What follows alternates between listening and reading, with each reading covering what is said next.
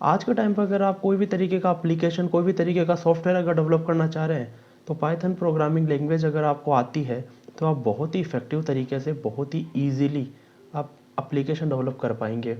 क्यों क्यों इसलिए कह रहा हूँ क्योंकि पाइथन प्रोग्रामिंग लैंग्वेज फ्री है, ओपन सोर्स है, ईजी है बिगनर्स के लिए।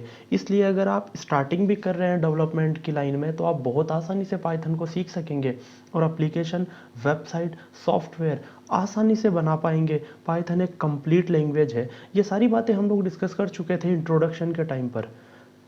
एक मेन चीज़ जो है, कौन सी प्रोग्रामिंग लैंग्वेज सबसे ज़्यादा इफेक्टिव होगी?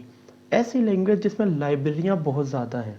ये बातें मैंने आपको पाइथन के एडवांटेज के सेक्शन में बता दिया था, जो पहले की वीडियो अगर आप वॉच करेंगे तो आपको उसमें दिख जाएगा। इंट्रोडक्शन ऑफ पाइथन में मैंने आपको बता दिया था। ऐसी प्रोग्रामिंग लैंग्वेज जिसमें लाइब्रेरियाँ ज़्यादा होगी, वो प्रोग्रामिंग लैंग्वेज इफेक्टिव होगी और वही प्रोग्रामिंग लैंग्वेज लोग ज़्यादा पसंद करते हैं। पाइथन प्रोग्रामिंग लैंग्वेज इफेक्टिव है, लोग ज़्यादा पसंद करते आ रहे हैं। Community index, program community index ने पाइथन को दुनिया की टॉप 5 प्रोग्रामिंग लैंग्वेज में इसी रीज़न से रख दिया क्योंकि इसमें लाइब्रेरियाँ बहुत ज़्यादा है। आज इस वीडियो में हम पाइथन की एक और लाइब्रेरी के बारे में डिस्कस करेंगे जिसका नाम है matplotlib. Matplotlib programming language, matplotlib library Python की एक बहुत ही इंपॉर्टेंट लाइब्रेरी है जो ग्राफिकल रिप्रेजेंटेशन प्रोवाइड करवाती है। ग्राफिकल रिप्रेजेंटेशन अगर आप करना चाहते हैं पाइथन प्रोग्रामिंग लैंग्वेज के अंदर तो आपको मैटप्लॉटलिब लाइब्रेरी यूज़ में लेनी पड़ेगी। अब ये क्या है, किस तरीके से काम में आती है, ये हम सारा प्रोग्राम रन कर देखेंगे। अगर मैं आपको थोड़ा डेफिनेशन बताऊं तो मैटप्लॉटलिब एक ऐसी लाइब्रेरी है जो आपको लोअर लेवल की ग्राफिकल रिप्रेजेंटेशन करने की फैसिलिटी प्रोवाइड करवाती है। अगर आपको कहीं भी छोटी मोटी ग्राफिकल रिप्रेजेंटेशन करनी है पाइथन प्रोग्रामिंग लैंग्वेज में तो हम मैटप्लॉटलिब लाइब्रेरी यूज में ले सकते हैं। मैटप्लॉटलिब लाइब्रेरी का जो इनोवेशन है वो जॉन डी हंटर ने किया था। प्रोग्राम करके देखते हैं, कई तरीके के इसके अंदर हम फैसिलिटी मिल जाती है। हम इसमें डॉटेड कोई ग्राफ बनाए, कोई लाइन अगर बनानी है एक्स डायरेक्शन में, वाई डायरेक्शन में, अगर हमें मल्टीपल लाइनें स्केच करनी है, अगर हमें कोई भी तरीके का ग्राफ बनाना है, बार चार्ट बनाना है, पाई चार्ट बनाना है, डॉटेड बनाना है, स्केटर बनाना है, हम बहुत आसानी से बना सकते हैं। देखो, सबसे बड़ा एडवांटेज अगर मैं आपको बताऊं मैटप्लॉटलिब का तो क्या है, ऐसे कोई मतलब डेटा को एनालिसिस हम बहुत आसानी से कर सकते हैं। मैटप्लॉटलिब का अगर मैं आपको एडवांटेज बताऊं तो हम डेटा को एनालिसिस बहुत आसानी से कर सकते हैं। अगर कोई कोई स्कूल है और मुझे उसमें पिछले 10 साल के रिजल्ट अगर शो करने हैं कि कितने परसेंट रिजल्ट रहा, कितने लोगों को मेरिट आई पिछले साल, उससे बाद में फिर कितने साल में कैसे उनका ग्रोथ हुआ, तो मैं बहुत आसानी से ग्राफ बनाऊंगा और उससे शो कर दूंगा। अगर मुझे एक तरीके से एनालिसिस करना है पॉपुलेशन का, 2010 में कितनी थी, 11 में कितनी थी, 12 में कितनी थी, अगर मुझे एनालिसिस करना है तो मैं ग्राफ बहुत आसानी से बना सकूंगा। तो यही फैसिलिटी पाइथन के अंदर मैटप्लॉटलिब लाइब्रेरी हमें प्रोवाइड करवाती है। हम लोग एक एक करके हर एक पॉइंट्स को इसमें समझेंगे। बार चार्ट क्या कहता है, पाई चार्ट क्या कहता है, स्केटर किस तरीके से काम करता है, मैटप्लॉटलिब को किस तरीके से इंस्टॉल किया जाता है, मैं आप लोगों को ये बता देता हूँ। CMD पे आप जाएंगे और वहाँ पर आप लिखेंगे सिंपली पिप इंस्टॉल मैटप्लॉटलिब। आपका सिस्टम इंटरनेट से कनेक्ट होना चाहिए क्योंकि इंटरनेट से ये डेटा को लेगा। ओके, जैसे ही आप पिप इंस्टॉल मैटप्लॉटलिब लिखेंगे ये सेम वैसा ही है जैसे मैंने आपको पिप इंस्टॉल पांडास करके बताया था।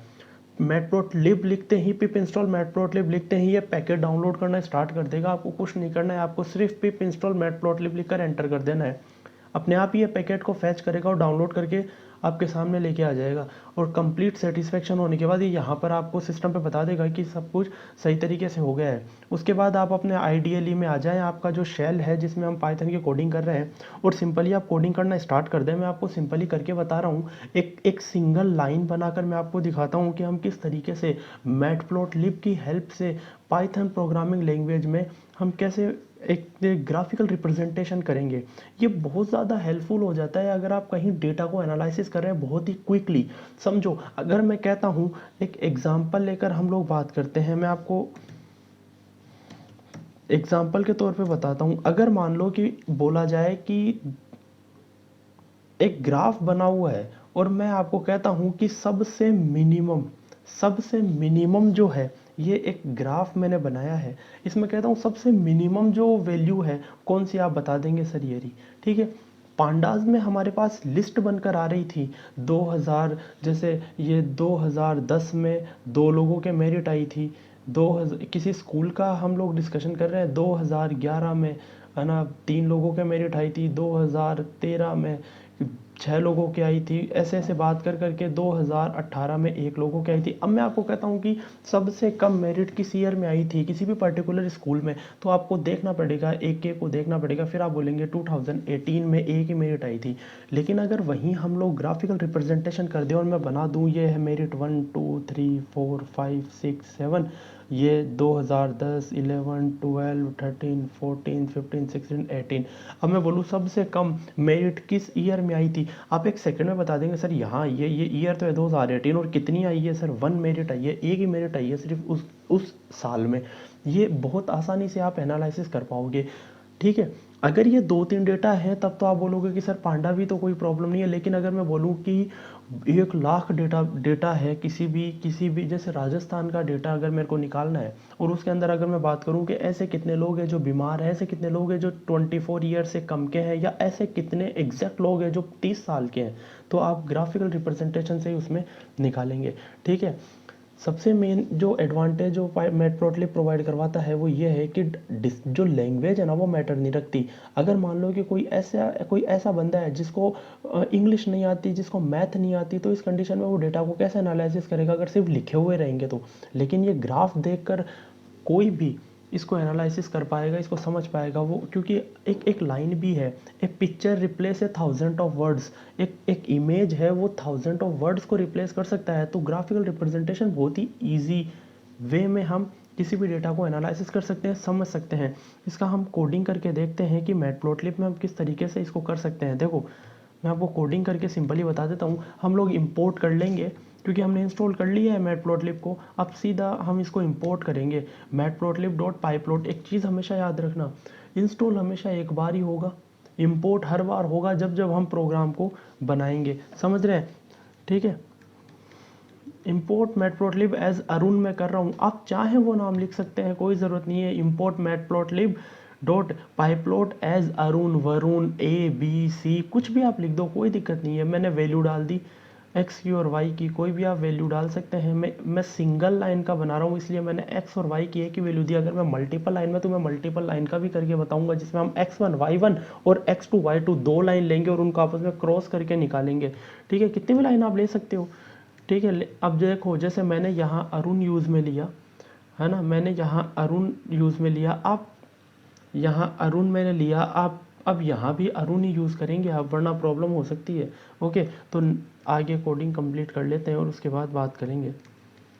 प्लॉट कर दिया मैंने एक्स और वाई को, ओके, और उसके बाद मैं बोल रहा हूँ कि अरुण को आप शो कर दो, तो ये अपने पास में शो हो जाएगा। इसको सेव कर लेते हैं और इसको रन करके देखते हैं। ये कुछ टाइम लेगा, 1 से 2 सेकंड प्रोसेस करने में, और फिर आपको आउटपुट शो कर देगा। ये देखो, ये एक तरीके से अपने बन चुकी है। हम इसमें थोड़ा सा चेंजेस करके और देख लेते हैं कि किस तरीके से इसमें चेंजेस हो सकता है। हम लोग प्रोग्रामिंग में चलते हैं और थोड़ी सी इसमें वैल्यू चेंज करते हैं। जैसे मैं कुछ और वैल्यू हम लोग ऐड कर देते हैं, जैसे मैं जैसे 1 ऐड कर देता हूँ, फिर 0 ऐड कर देता हूँ। इसमें भी अपन कुछ और वैल्यू ऐड कर देते हैं, देखते हैं ग्राफ कैसा बनता है अपना। कुछ भी रैंडमली मैंने कोई भी ऐसे ही वैल्यू ऐड कर दी, अब देखते हैं कुछ ग्राफ चेंज हुआ क्या। कुछ सेकंड लेगा ये, और फिर इस तरीके से हमें ग्राफ देखने को मिल जाएगा। ये देखिए, ये वैल्यू चेंज हो गया है। आप चेक भी कर सकते हैं इस तरीके से, आप अगर चेक करना चाहें तो वैल्यू को आप चेक भी कर सकते हैं। देखो जैसे x की वैल्यू 1 थी, x की वैल्यू 1 है और y की वैल्यू 2 है क्या, तो हम लोग देख लेते हैं कि x की वैल्यू 1, देखो x की वैल्यू 1 और y की वैल्यू 2, ये x है तो x की वैल्यू 1, y की वैल्यू 2, ये देखो यहाँ से अपना शुरू हो रहा है, ये पहला है। उसके बाद में दूसरा कितना है देख लेते हैं। अभी x की वैल्यू तो 2 है और y की वैल्यू अपनी कितनी है 4 जा रही है। चेक करते हैं कि क्या ऐसा ही है क्या। x की वैल्यू 2, y की वैल्यू, ये देखो x की वैल्यू 2 और y की वैल्यू 4। इस तरीके से आप चेक कर सकते हैं कि अपना जो ग्राफ है वो अकॉर्डिंग टू गिवन डेटा ही बना है क्या। आप इसमें कुछ कम वैल्यू जितनी ऐड करना चाहे उस हिसाब से बनता जाएगा, और उस तरीके से हम लोग चेक कर पाएंगे। अब अगर मैं आपसे बोलूं कि सबसे ज़्यादा वैल्यू कौन से डेटा कौन से की है, तो आप 1 सेकंड में बता देंगे सर सबसे ज़्यादा इसकी है। और इस पॉइंट पर x की जो वैल्यू है वो तो 1 है, और y की वैल्यू 7 है, ये मैक्सिमम वैल्यू है, चेक कर सकते हैं। देखो x की वैल्यू 1, y की वैल्यू 2, ना ये ज़्यादा नहीं है। सबसे ज़्यादा x की वैल्यू 1 और y की वैल्यू 7 है, ये सबसे हाईएस्ट पॉइंट पर बनेगा। तो इस तरीके से आप बहुत ही 1 सेकंड में आप एनालिसिस कर सकते हैं। ये एक तरीके से इसका मैक्सिमम वैल्यू है, x1 और and y is equal to 7, ये मैक्सिमम वैल्यू बनेगा। ये 1 सेकंड में आपने एनालिसिस कर लिया। यही मैटप्लॉटलिब आपको बेनिफिट प्रोवाइड करवाता है। नेक्स्ट वीडियो में हम लोग बात करेंगे मल्टीपल लाइन किस तरीके से आप ड्रॉ कर सकते हैं मैटप्लॉटलिब में, स्केटर लाइन, डॉटेड लाइन से किस तरीके से आप ग्राफ बना सकते हैं, बार प्लॉटिंग कैसे करेंगे, पाई चार्ट आप कैसे बनाएंगे, पाई चार्ट जो रोटेशन के साथ हमें बताया जाता है, ये किस तरीके से ये बनेगा। So thank you so much.